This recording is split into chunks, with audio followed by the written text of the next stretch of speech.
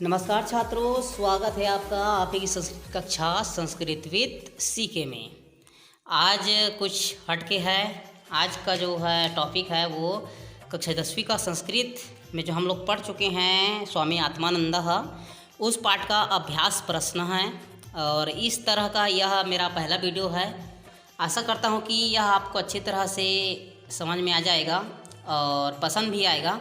और यदि आप चाहते हैं कि मैं जितने भी अभी तक जो बना चुका हूँ वीडियो सभी पाठों का, उनका भी आपको यदि अभ्यास प्रश्न वाला वीडियो चाहिए तो कमेंट करके बता सकते हैं, लाइक कर सकते हैं, ताकि मैं आप लोगों के लिए सभी पाठों का जो आज तक हम लोग पढ़ चुके हैं और जो आगे भी पढ़ेंगे उनका भी मैं अभ्यास प्रश्न का वीडियो बनाऊँगा और आप लोगों की सहायता करूँगा। फिर चलिए प्रारंभ करते हैं। आज का जो हमारा टॉपिक है या हमारे जो पाठ है स्वामी आत्मानंदः पाठ, और उसका अभ्यास प्रश्न हम लोग देखते हैं। तो पहले में अभ्यास प्रश्न में है, पहला है अधोलिखिता नाम प्रश्न नाम उत्तराणी संस्कृत भाषया लिखत। प्रश्नों के उत्तर संस्कृत भाषा में लिखना है। तो पहला प्रश्न है हमारा, आत्मानंदस्य पितुः नाम किम। आत्मानंद के पिता का नाम क्या है? तो उत्तर हमारा हो जाएगा आत्मानंदस्य पितुः नाम धनीरामः आसीत्। जो किम है उसके स्थान पर लिखना है आपको धनीरामः आसीत्। उनके पिताजी का नाम क्या था? धनीराम था। तो आत्मानंदस्य पितुः नाम धनीरामः आसीत्। चलिए दूसरा देखते हैं, आत्मानंदस्य जन्म कदा अभवत्। तो आत्मानंद जी का जन्म कब हुआ था? तो उत्तर हो जाएगा कदा के स्थान पर हमको लिखना है आत्मानंदस्य जन्म 6 अक्टूबर 1929 तमे वर्षे अभवत्। आत्मानंद जी का जन्म 6 अक्टूबर 1929 ईस्वी में हुआ।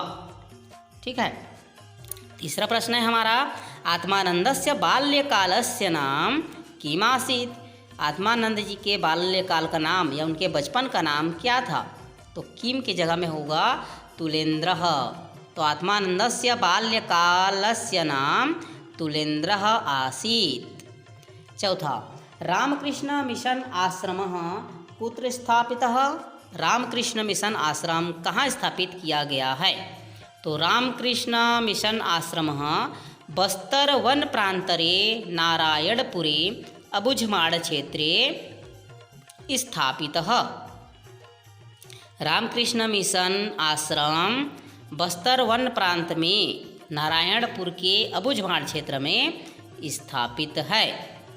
पाँचवां, आत्मानंदेन लिखित ग्रंथस्य नाम किम। तो आत्मानंद के लिखित ग्रंथ का नाम क्या है? तो आत्मानंदेन लिखित ग्रंथस्य नाम गीता तत्व चिंतनम अस्ति। आत्मानंद के लिखित ग्रंथ का नाम गीता तत्व चिंतनम है, जो कि कितने भाग में है? हाँ, द्विखंडात्मकम, 2 खंडों वाला है। छठवां, स्वामी विवेकानंद रायपुरे कति वर्षं व्यतीतवान। स्वामी विवेकानंद ने रायपुर में कितने वर्ष व्यतीत बिताया? तो स्वामी विवेकानंद रायपुरे 2 वर्ष पर्यंतम व्यतीतवान, 2 वर्ष तक अपना समय बिताया। चलिए दूसरा प्रश्न में क्या है कि अधोलिखिता नाम पदा नाम हिंदी भाषा अनुवादम कुरुत।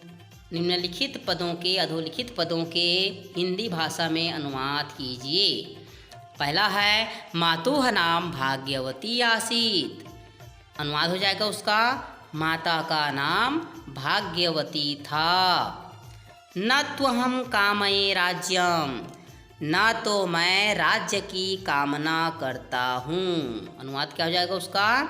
न तो मैं राज्य की कामना करता हूँ। तीसरा, अत्र सेवा केंद्राणि संचालितानि।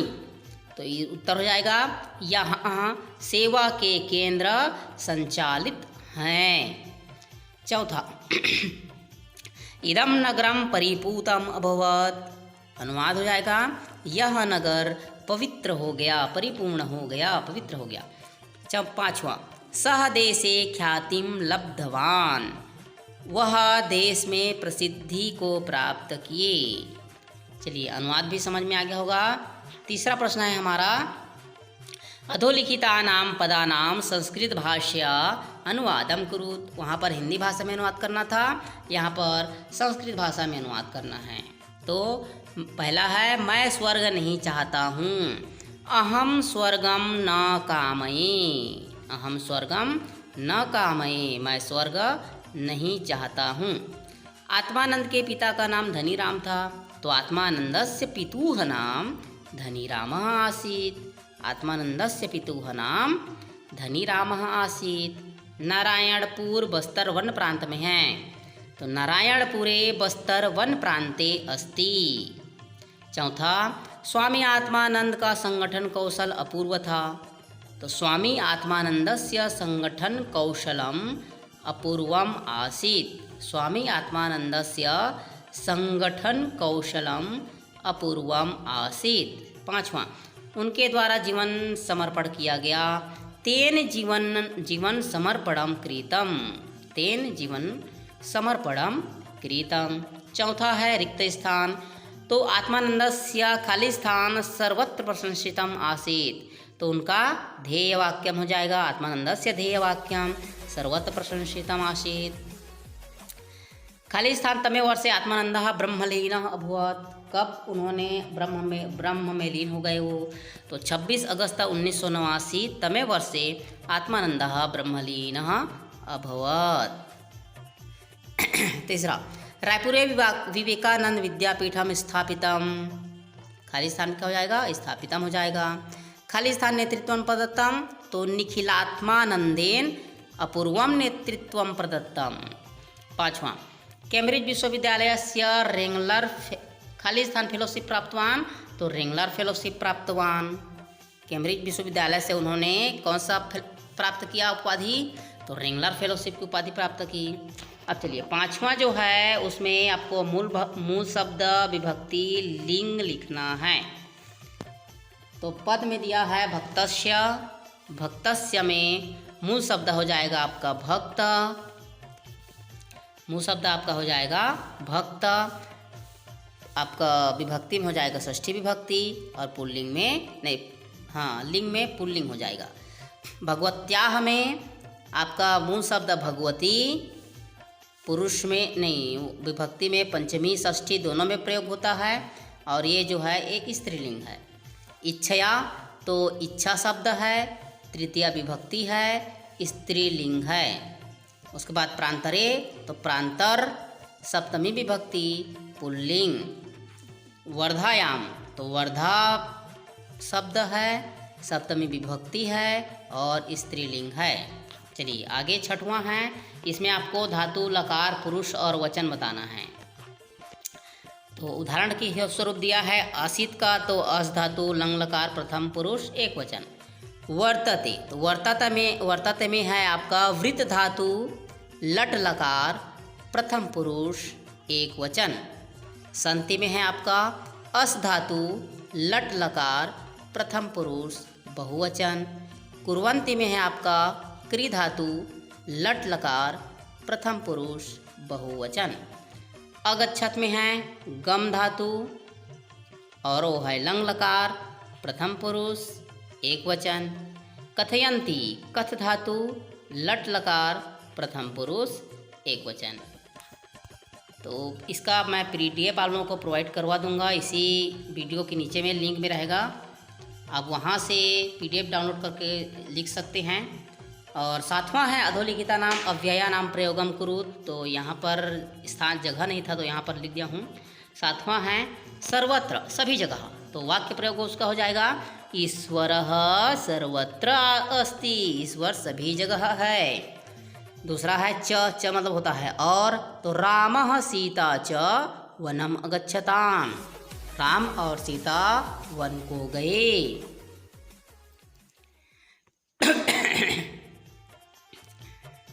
इदम यह, इदम पुस्तकम अस्ति, यह पुस्तक है।